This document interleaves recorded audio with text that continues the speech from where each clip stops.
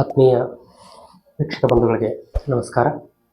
ಈ ದಿನ ಪಂಚತಂತ್ರ ಕೃತಿಯ 2ನೇ ಭಾಗವಾಗಿರುವಂತಹ ಮಿತ್ರ ಸಂಪ್ರಾಪ್ತಿ ಪ್ರಕರಣದ ಮೂಲ ಕಥೆಯನ್ನು ನಾನು ತಮ್ಮ ಮುಂದೆ ಹಂಚಿಕೊಳ್ತಾ ಇದ್ದೀನಿ. ಈ ಪೂರ್ವದಲ್ಲಿ ಈ ಮೂಲ ಕಥೆಯ ಮಧ್ಯದಲ್ಲಿ ಬರುವಂಥ ಚಿಕ್ಕ ಚಿಕ್ಕ ಕಥೆಗಳನ್ನು ಎಲ್ಲ ಕಥೆಗಳನ್ನು ಈಗಾಗಲೇ ಹೇಳಿದ್ದೇನೆ. ಈಗ ಮೂಲ ಕಥೆಯನ್ನು ತಮ್ಮ ಮುಂದೆ ಹಂಚಿಕೊಳ್ಳುವಂತಹ ಪ್ರಯತ್ನವನ್ನು ಮಾಡ್ತೇನೆ. ದಕ್ಷಿಣ ಭಾರತದ ಬೈಲಾರೂಪ್ಯ ಅನ್ನುವಂಥದ್ದು ಒಂದು ಪಟ್ಟಣ. ಆ ಪಟ್ಟಣದ ಪಕ್ಕದಲ್ಲಿ ಹಲವು ಪಕ್ಷಿಗಳಿಗೆ, ಪ್ರಾಣಿಗಳಿಗೆ, ಕೀಟಗಳಿಗೆ ಹಾಗೂ ಮನುಷ್ಯನಿಗೆ ನೆರಳನ್ನು ನೀಡುವಂತಹ ಒಂದು ವಿಶಾಲವಾದಂತಹ ಆಲದ ಮರ ಇತ್ತು. ಆ ಆಲದ ಮರದಲ್ಲಿ ಲಘುಪತನಕ ಅನ್ನುವಂಥದ್ದು ಒಂದು ಕಾಗೆ ಸಹಿತ ವಾಸವಾಗಿತ್ತು. ಒಂದು ದಿನ ಆ ಕಾಗೆ ಆಹಾರವನ್ನು ಅರಿಸಿಕೊಂಡು ಆ ಮರದಿಂದ ಇನ್ನೇನು ಹಾರಿ ಬೇರೆ ಕಡೆಗೆ ಹೋಗಬೇಕು. ಹಾಗೆ ಹೋಗ್ತಾ ಇರಬೇಕಾದಾಗ ಎದುರುಗಡೆಗೆ ಅತ್ಯಂತ ತೆಳು ಶರೀರದ, ಒಡೆದ ಇಮ್ಮಡಿಯ, ಕೆದರಿದ ಕೂದಲನ್ನು ಹೊಂದಿರುವಂತಹ, ಕೈಯಲ್ಲಿ ಬಾಣ ಮತ್ತು ಬಿಲ್ಲುಗಳನ್ನು ಹಿಡಿದುಕೊಂಡಿರುವಂತಹ ಬೇಟೆಗಾರ ಎದುರಿಗೆ ಬರುವಂಥದ್ದನ್ನು ಆ ಕಾಗೆ ನೋಡಿತು. ಹಾಗೆ ನೋಡಿದ ತಕ್ಷಣ ಅದರ ಮನಸ್ಸಿನೊಳಗೆ ಹೊಳಿತು, ಈತ ಬೇಟೆ ಆಡೋದಕ್ಕಾಗಿ ಈ ಕಡೆಗೆ ಹೋಗ್ತಾ ಇದ್ದಾನೆ. ಒಂದು ವೇಳೆ ನನ್ನ ಆಲದ ಮರದ ಕಡೆಗೆ ಹೋಗಿಬಿಟ್ರೆ ಅಲ್ಲಿರುವಂತಹ ಪಕ್ಷಿಗಳು, ಅಲ್ಲಿರುವಂತಹ ಪ್ರಾಣಿಗಳು ಈತನಿಗೆ ವಶವಾಗ್ತವೆ. ಹಾಗಾಗಿ ನಾನು ಈತನಿಗಿಂತ ಪೂರ್ವದಲ್ಲಿಯೇ ಅಲ್ಲಿ ಹೋಗಿ ಆ ಎಲ್ಲ ಪ್ರಾಣಿ ಪಕ್ಷಿಗಳಿಗೆ ಎಚ್ಚರಿಸಬೇಕು ಅಂತ ಯೋಚಿಸಿದಂತಹ ಲಘುಪತನಕ್ಕಾಗಿ ವಾಪಸ್ ಆ ಮರದ ಕಡೆಗೆ ಹಾರಿ ಹೋಗಿ ಅಲ್ಲಿರುವಂತಹ ಎಲ್ಲ ಹಕ್ಕಿ ಪಕ್ಷಿಗಳಿಗೆ, ಪ್ರಾಣಿಗಳಿಗೆ ಸೂಚನೆ ಕೊಡ್ತು. ಅಲ್ಲಿ ಅತ್ಯಂತ ದುಷ್ಟನಾದ ಯಮಕಿಂಕರನಂತೆ ಕಾಣುವಂತಹ ಬೇಟೆಗಾರ ಬರ್ತಾ ಇದ್ದಾನೆ. ಆತ ಇಲ್ಲಿ ತಂದು ಬಲೆಯನ್ನು ಹಾಕಿ ಅದರೊಳಗೆ ನಮಗೆ ತಿನ್ನೋದಕ್ಕೆ ಯೋಗ್ಯವಾದಂತಹ ಕಾಳುಗಳನ್ನು ಹಾಕಿ ನಮ್ಮನ್ನು ಸೆರೆ ಹಿಡಿಯುವಂತಹ ಪ್ರಯತ್ನವನ್ನು ಮಾಡ್ತಾನೆ. ಹಾಗಾಗಿ ಆತ ಹಾಕಿರುವಂತಹ ಕಾಳುಗಳನ್ನು ಹಲಾಲ ವಿಷ ಅಂತ ಭಾವಿಸಿಕೊಂಡು ಅದರ ಹತ್ತಿರಕ್ಕೂ ಯಾರೂ ಸುಳಿಬಾರದು ಅಂತ ಹೇಳಿತು. ಹಾಗೆ ಹೇಳಿದ ಅಷ್ಟೊತ್ತಿಗೆ ಆ ಬೇಟೆಗಾರ ಬಂದು ತನ್ನ ಬಲೆಯನ್ನು ಅಲ್ಲಿ ಹರಡಿ ಆ ಬಲೆಯೊಳಗೆ ಅತ್ಯಂತ ಶುಭ್ರವಾಗಿ ಬೆಳ್ಳಗೆ ಕಾಣುವಂತಹ ಅಕ್ಕಿ ಕಾಳುಗಳನ್ನು ಹಾಕಿ ಸ್ವಲ್ಪ ದೂರ ಹೋಗಿ ಕುಳಿತುಕೊಂಡ. ಹಾಗೆ ಕುಳಿತುಕೊಂಡ ಎಲ್ಲ ಪಕ್ಷಿಗಳು ಅವುಗಳನ್ನು ಕಾಳುಗಳನ್ನು ನೋಡಿ ಲಘುಪತನಕನ ಮಾತಿಗೆ ಗೌರವವನ್ನು ಕೊಟ್ಟು ಅವೆಲ್ಲವೂ ವಿಷದ ಕಾಳುಗಳಂತೆ ಭಾವಿಸಿ ಅದರ ಹತ್ತಿರಕ್ಕೂ ಹೋಗದೆ ದೂರ ಕುಳಿತುಕೊಂಡು ಹಾಗೆ ನೋಡ್ತಾ ಇತ್ತು. ಹಾಗೆ ನೋಡ್ತಾ ಇರಬೇಕಾದಾಗ ಅಲ್ಲಿ ಒಬ್ಬ ಚಿತ್ರಗ್ರೀವ ಅನ್ನುವಂತಹ ಪಾರಿವಾಳಗಳ ರಾಜ ತನ್ನೆಲ್ಲ ಪಾರಿವಾಳ ಪರಿವಾರದ ಜೊತೆಗೆ ಹಾರಿ ಆ ಮರದ ಹತ್ತಿರಕ್ಕೆ ಬಂದ. ಅಲ್ಲಿ ಆತ ಬರ್ತಾ ಇರಬೇಕಾದಾಗಲೇ ಕಾಗೆ ಆತನಿಗೆ ಸೂಚನೆ ಕೊಟ್ಟಿತು, ಅಲ್ಲಿ ಬೇಟೆಗಾರ ಬಲೆ ಹರಡಿದ್ದಾನೆ, ಅಲ್ಲಿ ಹೋಗಬಾರ್ದು ಅಂತ. ಆದರೆ ಆತನ ಮಾತನ್ನು ಕೇಳದೆ ಬಿಳಿಯಾದ ಹಕ್ಕಿಯನ್ನು ನೋಡಿ ಬಾಯಿ ಚಪಲಕ್ಕಾಗಿ ತನ್ನೆಲ್ಲ ಸಮೂಹದೊಂದಿಗೆ ಆ ಬಲಿ ಇರುವಂತಹ ಜಾಗದ ಹತ್ತಿರ ಪಾರಿವಾಳ ಇಳಿದು ಬಿಡ್ತು. ಹಾಗೆ ಇಳಿಯೋದೇ ತಡ ಆ ಬಲಿಯಲ್ಲಿ ಪಾರಿವಾಳಗಳು ಸಿಕ್ಕಾಕಿಕೊಂಡು ಬಿಡ್ತು. ಹಾಗೆ ಸಿಕ್ಕಾಕಿಕೊಂಡಿತು. ಬೇಟೆಗಾರ ನೋಡಿದ, ಬಹಳ ಖುಷಿಯಾಯಿತು ಆತನಿಗೆ. ವಾವ್, ಒಳ್ಳೆ ಉತ್ತಮವಾದಂಥ ಆಹಾರ ನನಗೆ ಸಿಕ್ತು ಅಂತ ಒಂದು ಕೈಯಲ್ಲಿ ದೊನ್ನೆಯನ್ನು ಹಿಡಿದುಕೊಂಡು ಹಾಗೆ ಬಲೆಯಲ್ಲಿ ಸಿಕ್ಕ ಪಾರಿವಾಳಗಳನ್ನು ಸಾಯಿಸಬೇಕು ಅಂತ ಆತ ವೇಗವಾಗಿ ಬರೋದಕ್ಕೆ ಪ್ರಾರಂಭ ಮಾಡಿದ. ಹಾಗೆ ಬರ್ತಾ ಇರಬೇಕಾದಾಗಲೇ ಈ ಚಿತ್ರಗ್ರೀವ ಪಾರಿವಾಳದ ರಾಜನಿಗೆ ಗೊತ್ತಾಯಿತು, ನಾವು ಈಗ ಬಲೆಯಲ್ಲಿ ಹಾಕಿಕೊಂಡಿದ್ದೇವೆ ಅಂತ. ಹಾಗೆ ಹೊಳಿದ ತಕ್ಷಣವೇ ಆತ ಉಪಾಯ ಮಾಡಿದ, ಹೇಗಾದರೂ ಮಾಡಿ ಇಲ್ಲಿಂದ ತಪ್ಪಿಸ್ಕೊಳ್ಬೇಕು ಅಂತ. ಹಾಗೆ ತನ್ನ ಸಹಚರರಿಗೆ ಸೂಚನೆ ಕೊಟ್ಟ, ನೋಡು, ನಾವು ಈಗ ಬಲೆಯಲ್ಲಿ ಹಾಕಿಕೊಂಡಿದ್ದೇವೆ, ಹೆದರಿಕೊಳ್ಳುವ ಅವಶ್ಯಕತೆ ಇಲ್ಲ. ಹೆದರಿಕೊಂಡ್ರೆ ನಮಗೆ ಇನ್ನೊಂದಷ್ಟು ತೊಂದರೆ ಬರುತ್ತೆ. ಹೇಗೆ ಸೂರ್ಯ ಮುಳುಗುವಾಗಲೂ ಮತ್ತು ಹುಟ್ಟುವಾಗಲೂ ಒಂದೇ ಬಣ್ಣ, ಕೆಂಪು ಬಣ್ಣವನ್ನು ಹೊಂದಿರ್ತಾನೋ, ಹಾಗೆ ಜ್ಞಾನಿಯಾದವನು ಕಷ್ಟ ಕಾಲದಲ್ಲಿಯೂ ಮತ್ತು ಸುಖ ಕಾಲದಲ್ಲಿಯೂ ಸಹಿತ ಒಂದೇ ಸ್ಥಿಮಿತತೆಯನ್ನು ಹೊಂದಿರಬೇಕು. ಅಂದಾಗ ಮಾತ್ರ ಆತನ ಬುದ್ಧಿ ಈ ಕಷ್ಟದಿಂದ ಪರಿಹಾರ ಆಗೋದಕ್ಕೆ ಬೇಕಾದಂತಹ ರೀತಿಯಲ್ಲಿ ಕೆಲಸ ಮಾಡುತ್ತೆ. ಹಾಗಾಗಿ ಯಾರೂ ಹೆದರಿಕೊಳ್ಳಬಾರದು. ನಾವೆಲ್ಲರೂ ಒಗ್ಗಟ್ಟಿನಿಂದ ಈ ಬಲೆ ಸಮೇತವಾಗಿ ಆರುವಂಥ ಪ್ರಯತ್ನವನ್ನು ಮಾಡೋಣ. ನಾವು ಒಂದು ವೇಳೆ ಹೆದರಿಕೊಂಡು ಆ ಕಡೆಗೆ ಈ ಕಡೆ ಓಡಾಡೋದು ಮಾಡಿದರೆ ಆ ಬೇಟೆಗಾರನಿಗೆ ಆಹಾರವಾಗ್ತೀವಿ. ಹಾಗಾಗಿ ಹೆದರಿಕೊಳ್ಳದೇ ನಾವೆಲ್ಲರೂ ಒಗ್ಗಟ್ಟಿನಿಂದ ಈ ಬಲೆಯನ್ನೇ ತೆಗೆದುಕೊಂಡು ಹಾರಿ ಬಿಡೋಣ ಅಂತ ಸೂಚನೆ ಕೊಡ್ತು. ಹಾಗೆ ಆ ಪಾರಿವಾಳ ಸೂಚನೆ ಕೊಡೋದೇ ಥರ ಅದರೆಲ್ಲ ಸಮೂಹ ಬಲೆಯನ್ನು ಹಿಡಿದುಕೊಂಡು ಹಾರೋದಕ್ಕೆ ಪ್ರಾರಂಭ ಮಾಡಿತು. ಹಾಗೆ ಹಾರೋದಕ್ಕೆ ಪ್ರಾರಂಭ ಮಾಡಿತು. ಅದನ್ನು ನೋಡಿದಂತಹ ಬೇಟೆಗಾರನಿಗೆ ನಿರಾಶೆ ಆಯಿತು. ಅಯ್ಯೋ, ಇದೆಂತಹ ಪಾರಿವಾಳ, ನನ್ನ ಬಲೆಯನ್ನೇ ತೆಗೆದುಕೊಂಡು ಹೋಗ್ತಾ ಇದ್ದಾವಲ್ಲ ಅಂತ. ಹಾಗೆ ಅಂದುಕೊಂಡು ಆ ಬಲೆಯ ಹಿಂದೆ ಬೇಟೆಗಾರ ಓಡೋದಕ್ಕೆ ಪ್ರಾರಂಭ ಮಾಡಿದ. ಇದೆಲ್ಲವನ್ನು ನೋಡ್ತಾ ಇದ್ದಂತಹ ಲಘುಪತನಕ್ಕಾಗಿ ತನಗೆ ಆಹಾರವನ್ನು ಹುಡುಕೋದನ್ನು ಬಿಟ್ಟು ಈವರೆ ಹಿಂದೆ ಹಾರೋದಕ್ಕೆ ಪ್ರಾರಂಭ ಮಾಡಿತು. ಹಾಗೆ ಓಡ್ತಾ ಒಂದಷ್ಟು ದೂರ ಬಂದಂತಹ ಬೇಟೆಗಾರ, ಇನ್ನೇನು ಈ ಪಾರಿವಾಳಗಳು ನನಗೆ ಸಿಗ್ಲಿಕ್ಕಿಲ್ಲ ಅಂತ ಅಂದುಕೊಂಡು, ಒಂದು ವೇಳೆ ಅವುಗಳೇ ತಮ್ಮಲ್ಲಿ ಜಗಳ ಮಾಡಿದರೆ ಆ ಬಲಿ ಸಮೇತ ಬೀಳಬಹುದು ಅಂತ ಅಂದುಕೊಂಡು ಒಂದಷ್ಟು ದೂರ ಓಡಿದ್ದ. ಅವು ಬೀಳೋದಿಲ್ಲ ಅಂತ ಗೊತ್ತಾದ ತಕ್ಷಣ ನಿರಾಶೆಯಿಂದ ಆತ ಕುಳಿತುಕೊಂಡು ಬಿಟ್ಟ. ಹಾಗೆ ಆತ ನಿರಾಶೆಯಿಂದ ಕುಳಿತುಕೊಂಡ, ತಮ್ಮನ್ನು ಹಿಂಬಾಲಿಸ್ತಾ ಇಲ್ಲ ಅನ್ನುವಂಥದ್ದು ಯಾವಾಗ ಚಿತ್ರಗ್ರೀವನಿಗೆ ಅರಿವಿಗೆ ಬಂತೋ ಆಗ ಅದು ತನ್ನ ಸಮೂಹದ ಎಲ್ಲರ ಪಾರಿವಾಳಗಳಿಗೂ ಹೇಳ್ತು, ನೋಡ್ರಿ ಆ ಬೇಟೆಗಾರ ನಮ್ಮ ಹಿಂದೆ ಬರೋದನ್ನ ಈಗ ನಿಲ್ಲಿಸಿದ. ಅಲ್ಲಿ ಈ ಮಹಿಳಾರೋಪ್ಯದ ಪೂರ್ವೋತ್ತರ ಭಾಗದಲ್ಲಿ ನನ್ನ ಸ್ನೇಹಿತನಿದ್ದಾನೆ ಹಿರಣ್ಯಕ ಅನ್ನುವಂತಹ ಇಲಿ. ನಾವು ಈ ಬಲಿ ಸಮೇತ ಅಲ್ಲಿಗೆ ಹೋದ್ರೆ ಆತ ನಮ್ಮನ್ನ ರಕ್ಷಿಸ್ತಾನೆ, ಹಾಗಾಗಿ ಆ ಕಡೆಗೆ ಹಾರೋಣ ಅಂತ ಬಲಿ ಸಮೇತ ಹಿರಣ್ಯಕ ಅನ್ನುವಂತಹ ಇಲಿ ವಾಸವಾಗಿರುವಂತಹ ಜಾಗಕ್ಕೆ ಹಾರಿಕೊಂಡು ಹೋಯ್ತು. ಹಾಗೆ ಹೋಗ್ತಾ ಇರಬೇಕಾದಾಗ ಅದನ್ನು ಹಿಂಬಾಲಿಸಿದಂತಹ ಕಾಗೆಯೂ ಸಹಿತ ಹೋಯ್ತು. ಅದು ಆ ಇಲಿ ವಾಸವಾಗಿರುವಂತಹ ಜಾಗದ ಹತ್ರ ಪಾರಿವಾಳಗಳು ಇಳಿದ ತಕ್ಷಣನೇ ಈ ಕಾಗೆ ಪಕ್ಕದಲ್ಲಿ ಒಂದು ಮರದ ಹತ್ತಿರ ಮೇಲೆ ಕೂತ್ಕೊಂಡು ಇದನ್ನು ನೋಡೋದಕ್ಕೆ ಪ್ರಾರಂಭ ಮಾಡಿತು. ಹಾಗೆ ನೋಡ್ತಾ ಇರಬೇಕಾದಾಗ ಅಲ್ಲಿಗೆ ಹೋದಂತ ಚಿತ್ರಗ್ರೀವ, ನಾನು ನಿನ್ನ ಸ್ನೇಹಿತ ಬಂದಿದ್ದೇನೆ, ಬೇಗನೆ ಬಾ, ನಾನು ಒಂದು ದೊಡ್ಡ ಆಪತ್ತಿನಲ್ಲಿ ಹಾಕಿಕೊಂಡು ಬಿಟ್ಟಿದ್ದೇನೆ ಅಂತ ಕೂಗಿದ. ಹಾಗೆ ಕೂಗಿದ ತಕ್ಷಣ ಆತ ಹಿರಣ್ಯಕ ಹೇಳ್ದ, ಏನು ಆಪತ್ತು, ಯಾರು ನೀನು ಇಲ್ಲಿಗೆ ಬಂದಿದ್ದು, ನನ್ನಿಂದ ಏನು ಉಪಕಾರ ಆಗಬೇಕಿತ್ತು ನಿನಗೆ ಅಂತ ಕೇಳಿದ. ಹಾಗೆ ಕೇಳಿದ ತಕ್ಷಣ ಈತ ಚಿತ್ರಗ್ರೀವ ಹೇಳ್ದ, ನಾನು ನಿನ್ನ ಸ್ನೇಹಿತನಾದ ಪಾರಿವಾಳಗಳ ರಾಜ ಚಿತ್ರಗ್ರೀವ ಬಂದಿದ್ದೇನೆ, ನನಗೆ ತೊಂದರೆಯಾಗಿದೆ, ಹಾಗಾಗಿ ನೀನು ನನ್ನನ್ನು ರಕ್ಷಿಸಬೇಕು ಅಂತ. ಹಾಗೆ ಹೇಳಿದ ತಕ್ಷಣ ಮಿತ್ರನನ್ನ ಭೇಟಿಯಾಗೋದೇ ಒಂದು ಸಂಭ್ರಮ. ಆ ಖುಷಿಯನ್ನ ಪಟ್ಟಂತಹ ಹಿರಣ್ಯಕ ಬಿಲದಿಂದ ಹೊರಗಡೆಗೆ ಬಂದು ಈತನನ್ನು ನೋಡಿ ಕೇಳಿದ, ಏನಾಯ್ತು ಹೀಗೆ ಅಂತ. ಹಾಗೆ ಹೇಳಿದ ತಕ್ಷಣ ಪಾರಿವಾಳ ಹೇಳಿತು, ನಾನು ಬಾಯಿ ಚಪಲದಿಂದ ಈ ತರಹದ ಸಂಕಷ್ಟಕ್ಕೆ ತುತ್ತಾಗಿಬಿಟ್ಟೆ, ನನ್ನನ್ನು ಇಲ್ಲಿಂದ ರಕ್ಷಿಸು ಅಂತ ಕೇಳಿ.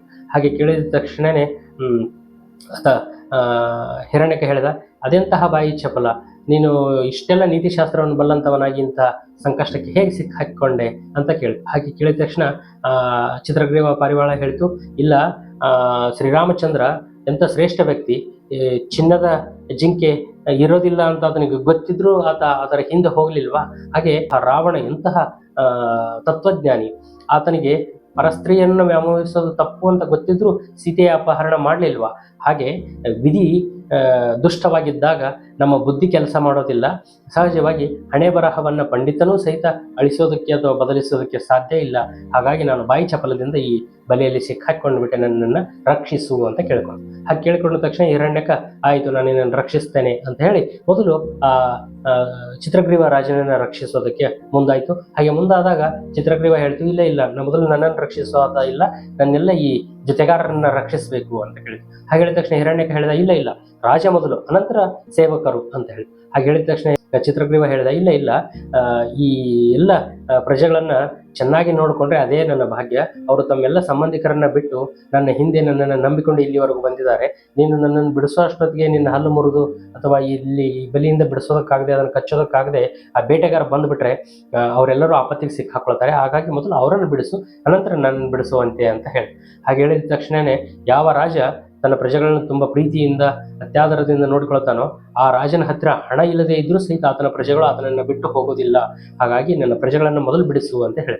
ಹಾಗೆ ಹೇಳಿದ ತಕ್ಷಣ ಹಿರಣ್ಯಕ ಹೇಳ್ದ, ಸರಿ, ನೀನು ಹೇಳೋದು ಸರಿ, ಇದು ರಾಜಧರ್ಮ, ಇದನ್ನ ನಿನ್ನಲ್ಲಿ ಇದೇನೋ ಇಲ್ಲೋ ಅನ್ನೋದನ್ನ ಪರೀಕ್ಷೆ ಮಾಡೋದಕ್ಕಾಗಿಯೇ ನಾನು ಈ ನಾಟಕವನ್ನು ಮಾಡಿದೆ, ಎಲ್ಲರನ್ನು ಬಿಡಿಸಿ ಅನಂತರ ನಿನ್ನನ್ನು ಬಿಡಿಸ್ತೀನಿ ಅಂತ ಆ ಎಲ್ಲ ಪಾರಿವಾಳಗಳನ್ನು ಬಿಡಿಸಿ ಕೊನೆಗೆ ಚಿತ್ರಗ್ರೀವನನ್ನು ಬಿಡಿಸಿತು. ಹಾಗೆ ಬಿಡಿಸಿದಾಗ ಚಿತ್ರಗ್ರೀವ ಹೇಳ್ದ, ನಿನ್ನಂಥ ಮಿತ್ರನನ್ನು ಪಡೆದಿದ್ದೇ ನನ್ನ ಭಾಗ್ಯ, ಮಿತ್ರರ ಮಾತ್ರ ಆಪತ್ಕಾಲದಲ್ಲಿ ಅಥವಾ ಕೆಟ್ಟ ಕಾಲದಲ್ಲಿ ವಚನ ಮಾತ್ರವನ್ನಾದರೂ ಹೇಳಿ ಅವರ ಮನಸ್ಸಿಗೆ ನೆಮ್ಮದಿಯನ್ನು ಉಂಟು ಮಾಡೋದಕ್ಕೆ ಸಾಧ್ಯ ಅಂತ ಹೇಳಿ ಆತನಿಗೆ ಧನ್ಯವಾದವನ್ನು ಹೇಳಿ ತನ್ನೆಲ್ಲ ಸಮೂಹದೊಂದಿಗೆ ಹಾರಿ ಹೋಯಿತು.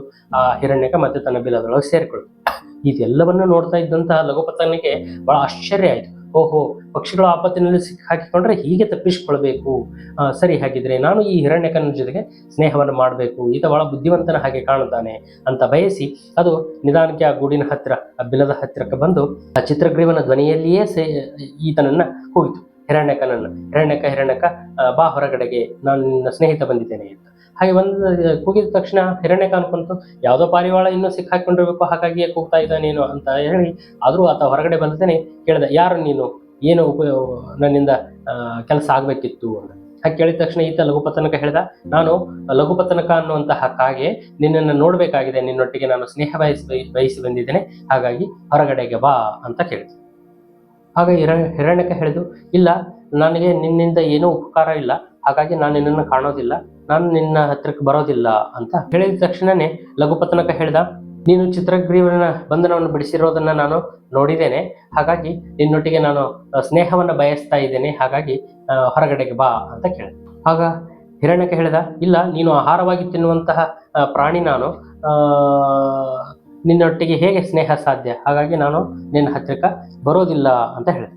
ಆಗ ಲಘುಪತನಕ ಹೇಳಿದ, ಎಲೆ ಹಿರಣ್ಯಕನೇ, ನಾನು ನಿನ್ನ ಸ್ನೇಹವನ್ನು ಬಯಸಿ ಬಂದಿದ್ದೇನೆ.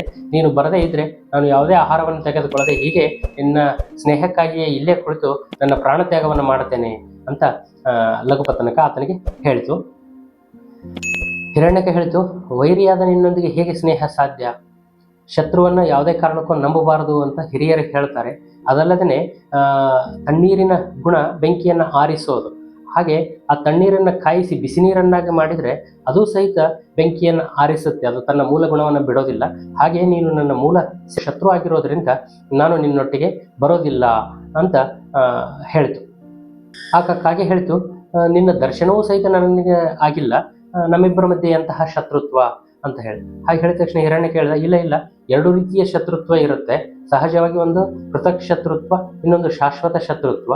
ಹಾಗಾಗಿ ನೀನು ಶಾಶ್ವತ ಶತ್ರು ನನಗಾಗಿದೆಯಾ ಅಂತ ಹೇಳಿ. ಹಾಗೆ ಹೇಳಿದ ತಕ್ಷಣ ಲಘುಪತನಕ ಕೇಳಿದ, ಅದೇ ಹೇಗೆ ಕೃತಕ್ ಶತ್ರುತ್ವ ಮತ್ತು ಶಾಶ್ವತ ಶತ್ರುತ್ವ ಹೇಗಿರುತ್ತೆ ಅಂತ ಕೇಳಿದಾಗ ಹಿರಣ್ಯಕ ಆತನಿಗೆ ವಿವರಿಸಿದ.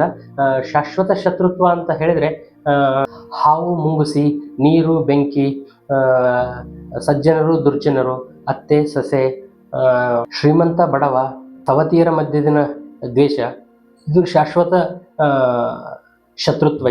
ಇದು ಯಾವುದೇ ಕಾರಣ ಇಲ್ಲದೇನೆ ಸಹಜವಾಗಿ ಬಂದುಬಿಡುತ್ತೆ. ಇನ್ನು ಕೃತಕ ಶತ್ರುತ್ವ ಅಂತ ಹೇಳಿದ್ರೆ ಯಾವುದಾದ್ರೂ ಉದ್ದೇಶಕ್ಕೆ ಅಥವಾ ಯಾವುದಾದ್ರೂ ಘಟನೆ ನಡೆದಾಗ ವೈಮನಸ್ಸಿನಿಂದ ಉಂಟಾಗುವಂಥದ್ದು. ಆ ಕೃತಕ ಶತ್ರುತ್ವ ಸಹಜವಾಗಿ ಅದಕ್ಕೆ ಆ ಮೂಲ ಕಾರಣವನ್ನು ಕಂಡು ಹಿಡಿದ್ರೆ ಅದು ನಿವಾರಣೆಯಾಗುತ್ತೆ. ಆದರೆ ಶಾಶ್ವತ ಶತ್ರುತ್ವ ಯಾವುದೇ ಕಾರಣಕ್ಕೂ ಹೋಗೋದಿಲ್ಲ. ಹಾಗಾಗಿ ನೀನು ನನ್ನ ಶಾಶ್ವತ ಶತ್ರು ಆಗಿರೋದ್ರಿಂದ ನಾನು ನಿನ್ನ ಹತ್ತಿರಕ್ಕೆ ಬರೋದಿಲ್ಲ ಅಂತ ಹಿರಣ್ಯಕ ಹೇಳ್ತು. ಆಗ ಕಾಗೆ ಹೇಳ್ತು, ನೋಡು, ಸಾಮಾನ್ಯರು ಉಪಕಾರದಿಂದ ಮೈತ್ರಿಯನ್ನು ಮಾಡಿಕೊಳ್ತಾರೆ. ಪ್ರಾಣಿ ಪಕ್ಷಿಗಳು ಯಾವುದಾದ್ರೂ ಕಾರಣದಿಂದ ಮಿತ್ರತ್ವ ಮತ್ತು ಶತ್ರುತ್ವವನ್ನು ಮಾಡಿಕೊಳ್ತಾರೆ. ಹಾಗೆ ಮೂರ್ಖರು ಭಯ ಮತ್ತು ಲೋಭದಿಂದ ಶತ್ರುತ್ವ ಮತ್ತು ಮಿತ್ರತ್ವವನ್ನು ಮಾಡಿಕೊಳ್ತಾರೆ. ಆದರೆ ಸಜ್ಜನರು ಮಾತ್ರ ದರ್ಶನ ಮಾತ್ರದಿಂದ ಮೈತ್ರಿಯನ್ನು ಮಾಡಿಕೊಳ್ತಾರೆ. ಹಾಗಾಗಿ ನಿನ್ನನ್ನು ನೋಡಿ ನನಗೆ ನಿನ್ನ ಮೇಲೆ ಸ್ನೇಹ ಆಗಿದೆ, ಹಾಗಾಗಿ ನನ್ನೊಟ್ಟಿಗೆ ನೀನು ಸ್ನೇಹವನ್ನು ಮಾಡು ಅಂತ ಕಾಗೆ ಕೇಳಿಕೊಳ್ತು. ಆಗ ಹಿರಣ್ಯಕ ಹೇಳ್ತು, ಇಲ್ಲ, ನೀನು ಮೂಲತಃ ನನ್ನ ಶತ್ರು ಆಗಿರೋದ್ರಿಂದ ಸಹಜವಾಗಿ ನೀತಿಶಾಸ್ತ್ರ ಹೇಳುತ್ತೆ, ಶತ್ರುವಿನ ಜೊತೆಗೆ ಆತ ಏನೇ ಶಪಥ ಮಾಡಿದ್ರು, ಏನೇ ನಂಬಿಕೆಯನ್ನು ಉಂಟು ಮಾಡಿದ್ರು ಆತನ ಹತ್ತಿರಕ್ಕೆ ಸೇರಿಸಿಕೊಳ್ಬಾರ್ದು ಅನ್ನುವಂಥದ್ದನ್ನ. ಇಂದ್ರ ಋತಾಸುರನ ಸ್ನೇಹವನ್ನು ಮಾಡಿ ನಂಬಿಕೆಯನ್ನು ಹುಟ್ಟಿಸಿ ಕೊಂದ. ಹೀಗೆ ನಂಬಿಕೆ ಅನ್ನುವಂಥದ್ದು ಸಹಜವಾಗಿ ನಮಗೆ ಕೆಡಕನ್ನು ಉಂಟು ಮಾಡುತ್ತೆ. ಅಲ್ಲದೇ 3 ಮಾರ್ಗಗಳಿದ್ದಾವು ಬದುಕಿಗೆ. ಅವುಗಳು ಹೀಗಿದ್ದಾವು. ವಿಷ್ಣುಗುಪ್ತ ಚಾಣಕ್ಯನ ಪ್ರಕಾರ ಒಳ್ಳೆಯ ಕೆಲಸಗಳನ್ನು ಮಾಡಿ, ಶುಕ್ರಾಚಾರ್ಯರ ಪ್ರಕಾರ ಮಿತ್ರರನ್ನು ಗಳಿಸುವಂಥದ್ದು, ಬೃಹಸ್ಪತಿಯ ಪ್ರಕಾರ ಶತ್ರುವಿನಲ್ಲಿ ವಿಶ್ವಾಸವಿರಿಸದೇ ಇರುವಂಥದ್ದು.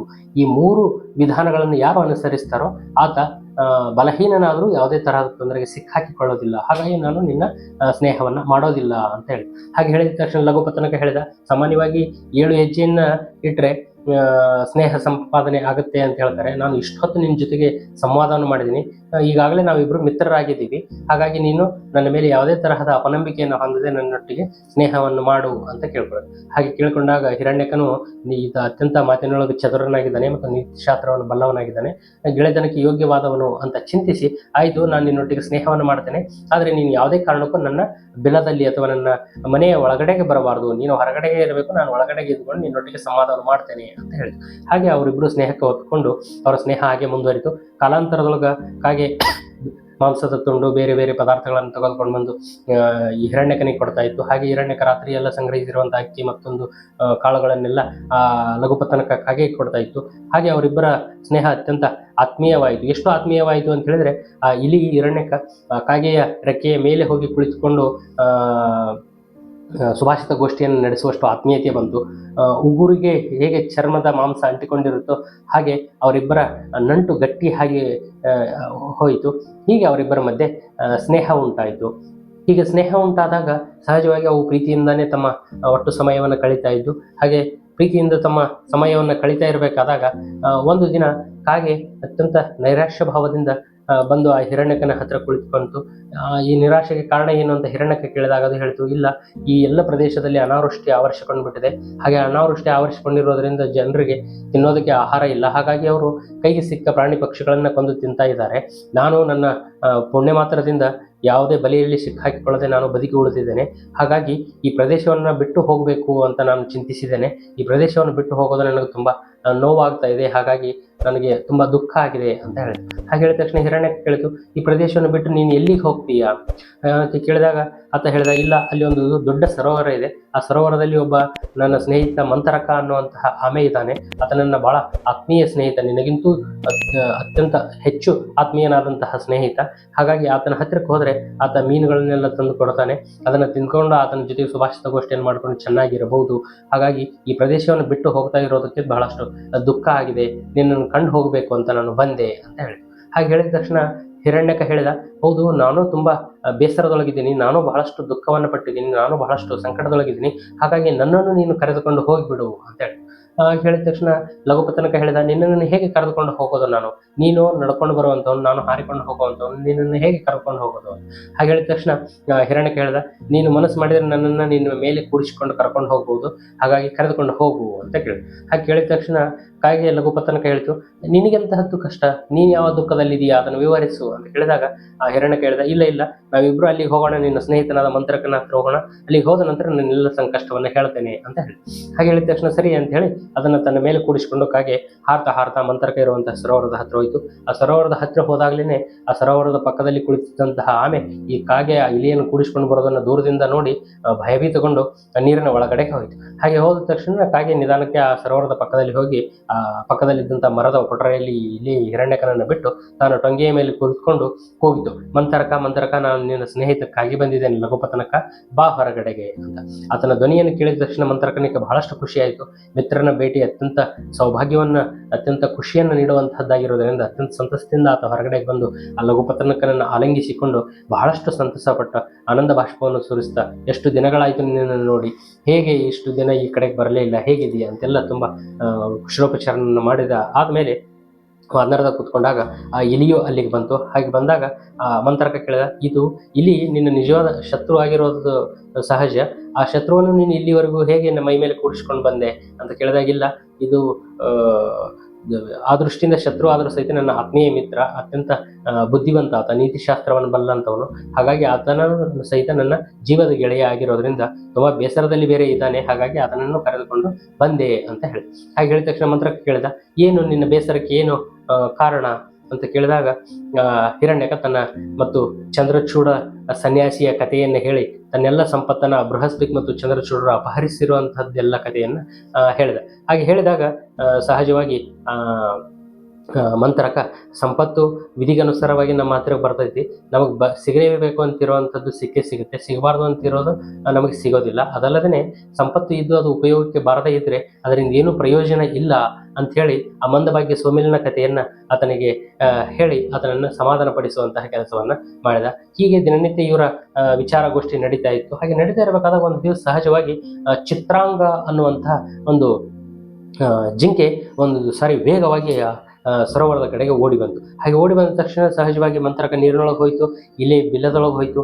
ಕಾಗೆ ಹತ್ತಿ ಒಂದು ಮರದ ಟೊಂಗೆಯ ಮೇಲೆ ಕೂತ್ಕೊಳ್ತು. ಹಾಗೆ ಕೂತ್ಕೊಂಡ ತಕ್ಷಣ ಕಾಗೆ ಹೇಳಿತು, ಇಲ್ಲ, ಇದು ಏನೋ ಭಯದಿಂದ ಬಂದಿದೆ ಈ ಕಡೆಗೆ ಅಂತ ಹೇಳಿ. ಹಾಗೆ ಹೇಳಿದ ತಕ್ಷಣನೇ ಹೌದು, ಅದನ್ನು ಯಾರಾದರೂ ಹಿಂಬಾಲಿಸಿಕೊಂಡು ಬಂದಿರಬೇಕು, ಹಾಗಾಗಿ ಅದು ಭಯಭೀತಗೊಂಡು ಈ ಕಡೆಗೆ ಬಂದಿದೆ ಅಂತ. ಇಲ್ಲಿಲ್ಲ, ಯಾರೂ ಹಿಂಬಾಲಿಸಿಕೊಂಡು ಬಂದಿಲ್ಲ, ಸಹಜವಾಗಿ ಅದು ಓಡಿ ಬಂದಿರಬಹುದು ಅಂತ ಲಘುಪತನಕ ಹೇಳ್ತು. ಅವಾಗ ಮಂತ್ರಕ ಹೇಳ್ತು, ಇಲ್ಲ, ಅದು ಮತ್ತೆ ಮತ್ತೆ ತಿರುಗಿ ನೋಡ್ತಾ ಐತಿ, ಅದಲ್ಲದನ್ನು ಜೋರಾಗಿ ಉಸಿರಾಡ್ತಾ ಐತಿ, ಈ ಎಲ್ಲ ಲಕ್ಷಣಗಳನ್ನು ನೋಡಿದ್ರೆ ಅದನ್ನು ಯಾರೋ ಅಟ್ಟಿಸಿಕೊಂಡು ಬಂದಿದ್ದಾರೆ ಅಂತ ಅನಿಸುತ್ತೆ ಅಂತ ಮಂತ್ರಕ ಹೇಳಿದ ತಕ್ಷಣ ಆ ಚಿತ್ರಾಂಗ ಅನ್ನುವಂತಹ ಜಿಂಕೆ ಹೇಳಿತು, ನಿಜ, ನನ್ನನ್ನು ಒಬ್ಬ ಬೇಟೆಗಾರ ಅಟ್ಟಿಸಿಕೊಂಡು ಬಂದಿದ್ದೇನೆ, ಆತನ ಬಾಣದಿಂದ ತಪ್ಪಿಸಿಕೊಂಡು ನಾನು ಇಲ್ಲಿಗೆ ಬಂದಿದ್ದೇನೆ.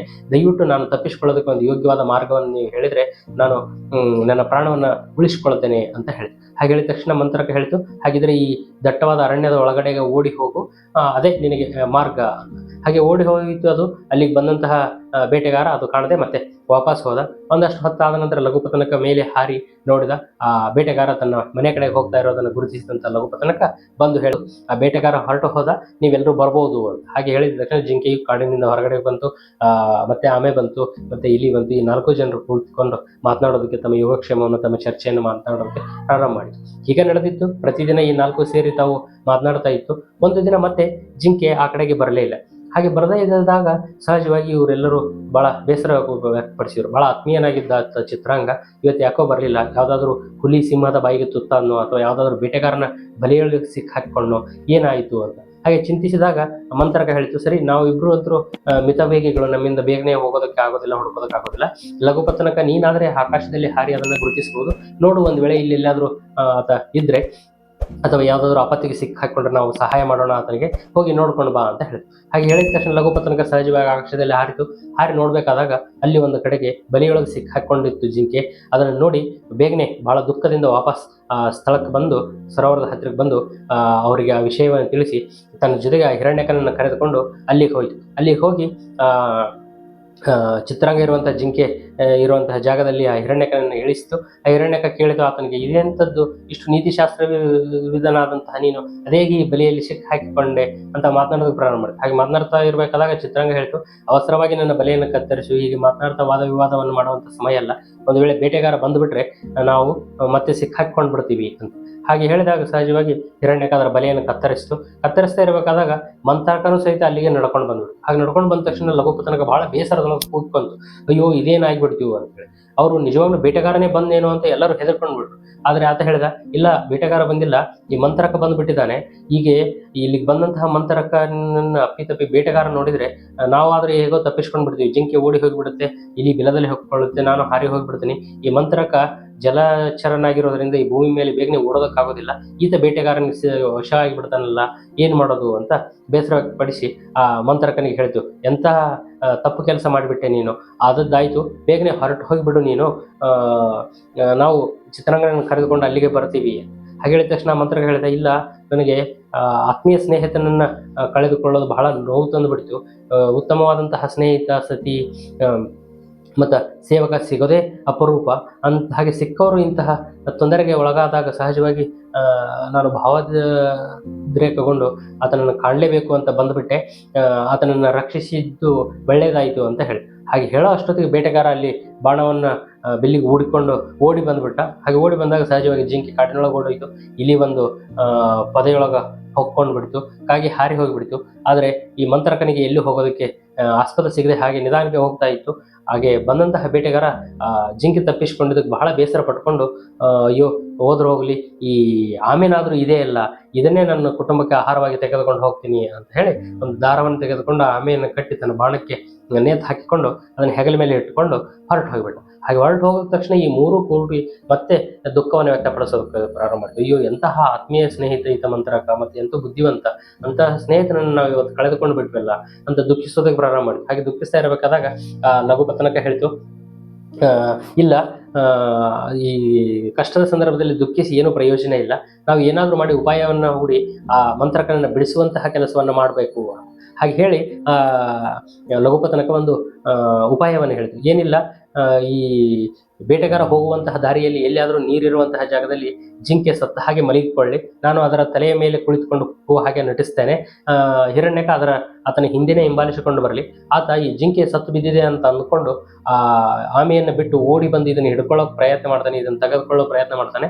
ಆವಾಗ ಸಹಜವಾಗಿ ಹಿರಣ್ಯಕ ದಾರವನ್ನು ಕಚ್ಚಿಬಿಟ್ರೆ ಆಮೆ ಅಲ್ಲೇ ಪಕ್ಕದಲ್ಲಿರುವಂಥ ನೀರನ್ನು ಸೇರಿಕೊಳ್ಳಿ, ನಾನು ಹಾರಿ ಹೋಗ್ತೀನಿ, ಚಿತ್ರಾಂಗ ಓಡಿ ಹೋಗ್ಲಿ, ಹಾಗೆ ಇಲ್ಲಿನೂ ಅಲ್ಲಿಂದ ತಪ್ಪಿಸ್ಕೊಂಡು ಬಿಟ್ರೆ ನಾವು 4 ಜನ ಮತ್ತೆ ಬದುಕಿಕೊಳ್ತೀವಿ ಅಂತ ಸೂಚನೆ ಕೊಡೋದು. ಆಯಿತು, ಇದು ಒಳ್ಳೆಯದು, ಆರಂಭದಲ್ಲಿಯೇ ಉತ್ಸಾಹ ಕಾರ್ಯವನ್ನು ಅರ್ಧ ಸಾಧಿಸಿದ ಹಾಗೆ ಮಾಡುತ್ತೆ ಅಂತ ಹೇಳಿ ಎಲ್ಲರೂ ಖುಷಿಯಿಂದ ಇದನ್ನು ಹೀಗೆ ನಡ್ಕೊಳ್ಳೋಣ ಅಂತ ಹೇಳಿ ಜಿಂಕೆ ಓಡಿ ಹೋಗಿ ಆ ಬೇಟೆಗಾರ ಬರುವಂತಹ ದಾರಿಯಲ್ಲಿ ನೀರಿರುವಂತಹ ಜಾಗದಲ್ಲಿ ಸತ್ತ ಹಾಗೆ ಬಿದ್ದುಕೊಳ್ತು. ಈ ಕಾಗೆ ಹೋಗಿ ಅದರ ತಲೆ ಮೇಲೆ ಕುಂತು ಕುಕ್ಕುವ ರೀತಿಯೊಳಗೆ ನಟಿಸ್ತಾ ಇತ್ತು.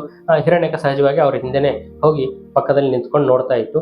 ಹಾಗೆ ದೂರದಿಂದ ಬರುವಂತಹ ಬೇಟೆಗಾರ ಅದನ್ನು ನೋಡಿದ, ಓ, ನಾನು ಬಲೆ ಹಾಕಿದಾಗ ಅಲ್ಲಿ ಅದರೊಳಗೆ ಸಿಕ್ಕು ಪೆಟ್ಟು ತಿಂದಂತಹ ಜಿಂಕೆ ಕಷ್ಟಪಟ್ಟು ಬಲೆಯನ್ನು ಕಿತ್ತುಕೊಂಡು ಹೋಗಿ ಇಲ್ಲಿ ಸತ್ತು ಬಿದ್ದಿದೆ, ಇದನ್ನು ನಾನು ಒಳ್ಳೇದಾಯಿತು, ನಮಗೆ ಒಳ್ಳೆಯ ಮಾಂಸ ಸಿಕ್ತು ಅಂತ ಹೇಳಿ ತಾನು ಹೊತ್ಕೊಂಡು ಬರ್ತಿರುವಂತಹ ಆಮೆಯನ್ನ ಕೆಳಗಿಳಿಸಿ ಅತ್ಯಂತ ಖುಷಿಯಿಂದ ಜಿಂಕೆಯ ಕಡೆಗೆ ಹೊರಟೋದ.